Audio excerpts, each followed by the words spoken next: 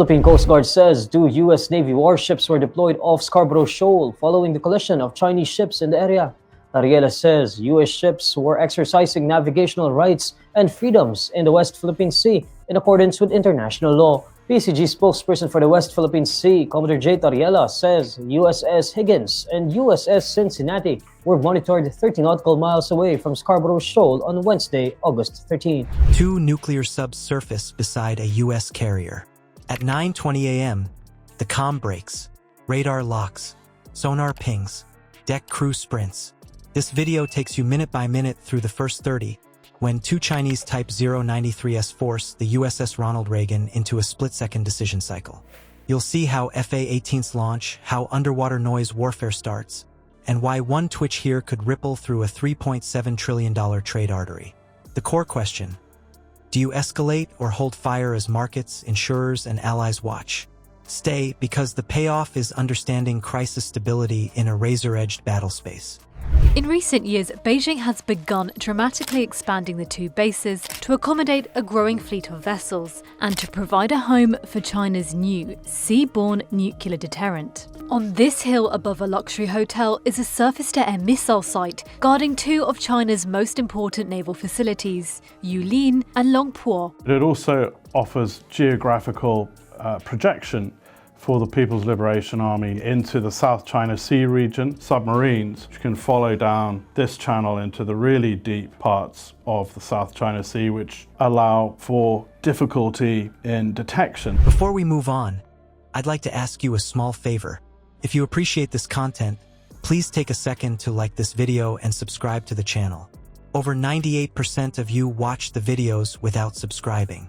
Costs you nothing, but it makes a huge difference to us. So, did you click the subscribe button? Great, thank you so much. Now back to the video. Two steel predators break the surface beside a floating airbase. If that's real, how does a $13 billion ship stay calm? At 9:20 a.m., the water breaks twice inside the screen. Two Type 093s pop up near USS Ronald Reagan. Close enough to matter fast. The clock compresses. You don't get minutes, you get seconds. A carrier's brain flips from routine to crisis mode, and the decision loop tightens until every order has weight. Surfacing that close warps the fight. Torpedo time to target drops. Helicopter dips can't just swing wide and dunk. Rotor wash, safety arcs, and splash points all get hemmed in. Throwing the rudder hard risks passing across a bow wave or pinching an escort into a bad angle. Even a clean turn can read as a ramming profile on the other guy's console. This is geometry with teeth. Why surface together? It's a tactical shock play. A simultaneous rise can hide inside sonar gaps. Blind cones under the hull, layers where sound bends, and background clutter that smears the last 100 feet. Thermoclines in these waters act like tilted mirrors. Sound skips, bends, and comes back late. Add the political layer, showing the flag above the waterline broadcasts intent without a radio call. Being seen is part of the message. On the bridge, the order is simple: hold course, hold speed. That keeps the math stable. Escorts open their arcs, building space to maneuver without clipping each other's sensors or fire lanes. The E2 up top pings the air picture clean and wide. FA-18 spool with a rising whine. Yellow shirts carve lanes on deck, arms slashing, cranial helmets bobbing, clearing gear and bodies out of the jet blast. No panic, just drills. Underwater, the noise war starts. Low-frequency pulses roll out like a heartbeat through steel. Counterpulses answer. Tow to raise, pay out, and settle. MH-60 crews prepped to dunk. Cables coiled. Transducers ready. Buoy racks checked for patterns that can fence a sub without boxing in your own ship. Tensions are rising in one of the most hotly contested regions on the planet, the South China Sea. China's heavy presence in the disputed region is putting the U.S. and its allies on notice. From militarized artificial islands to fighter jets and warplanes. The goal is an acoustic map, not a guess. You want bearings that repeat, tones that match, movement that can be predicted. Sensors build the chain but stop short of the tripwire. Fire control radars sweep with soft hands. No hard locks that scream weapon. Passive stacks classify hull notes. A trained ear knows the difference between a torpedo tube flood, fast, clean water surge, and a ballast shift, longer, sloshy, pressure changing in the tanks.